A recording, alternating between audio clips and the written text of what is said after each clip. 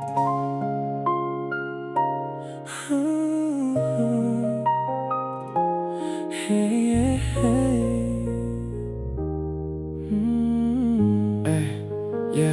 នកមិនដឹងទេថាខ្ញុំនឹកអ្នករហូតចិត្តឈួតហើយរូបរាងរបស់អ្នកតែងតែលេចឡើងក្នុងគំនិតខ្ញុំរយប់ជ្រៅខ្ញុំតែងតែវិលវល់ក្នុងការ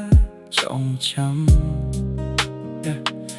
សំបីតែដងហើមក៏មានអារម្មណ៍សោកសៅដែរភាពស្រស់ស្អាតកាលពីមុននៅតែជាប់ក្នុងគំនិតខ្ញុំប៉ុន្តែអ្នកស្ទើរតែចាក់ចេញពីទីស្ដាល់ភ្នែកខ្ញុំហើយភាពទន់ភ្លន់ទាំងអស់បានคล้ายជាអតីតកាលទៅហើយនៅសល់តែខ្ញុំអ្នកឯងរំលឹកអនុស្សាវរីយ៍អ្នកគឺជាឧបសគ្គដែលខ្ញុំមិនអាចឆ្លងកាត់បានជារៀងរហូតក្នុងចិត្ត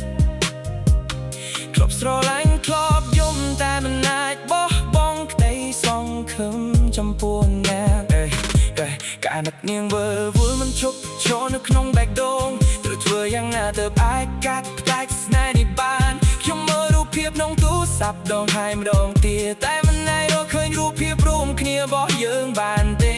ជុតដែលធ្លាប់ស្គាល់ធ្វើឲ្យទឹកភ្នែកខ្ញុំហូរមិនអាចរងចាំពីរាត្រីសួស្ដីពីអ្នកបានទៀតទេvìខ្ញុំចង់លើជាប់ជាមួយអ្នកជារៀងរហូតពាក្យសច្ចាដែលធ្លាប់និយាយនៅតែបន្លឺឡើងក្នុងត្រជា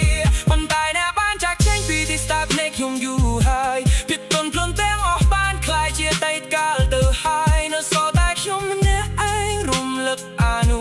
ស្សាវរីយ៍អ្នកគឺជាឧបសគ្គដែលខ្ញុំមិនអាចឆ្លងកាត់បានជារៀងរហូតក្នុងចិត្ត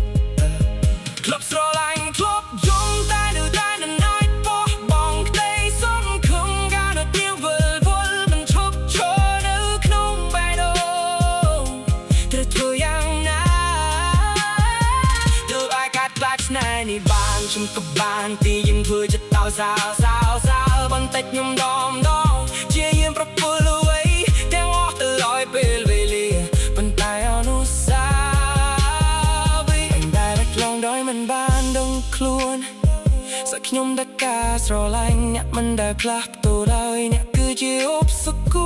ដែលខ្ញុំមិនអាចឆ្លងកាត់បានជារៀងរហូតក្នុងចិត្តស្រឡាញ់ធ្លាប់ជឿចាត់តែនៅតែមិនអាចបោះបង់ក្តីសង្ឃឹមកាលទៀងវិលវល់មិនឈប់ឈរនៅក្នុងបេះដូងត្រូវធ្វើយ៉ាងណាទើបអាចកាត់ផ្ដាច់ស្នេហ៍នេះបានគឺជាឧបសគ្គតែខ្ញុំមិនអាចឆ្លងកាត់បានជីវិតទាំងមូលខ្ញុំជាប់ចិត្តដោយសារតែអ្នកនឹងថាផលចុងក្រោយយ៉ាងណាក៏ដោយអ្នកនៅតែជានោះ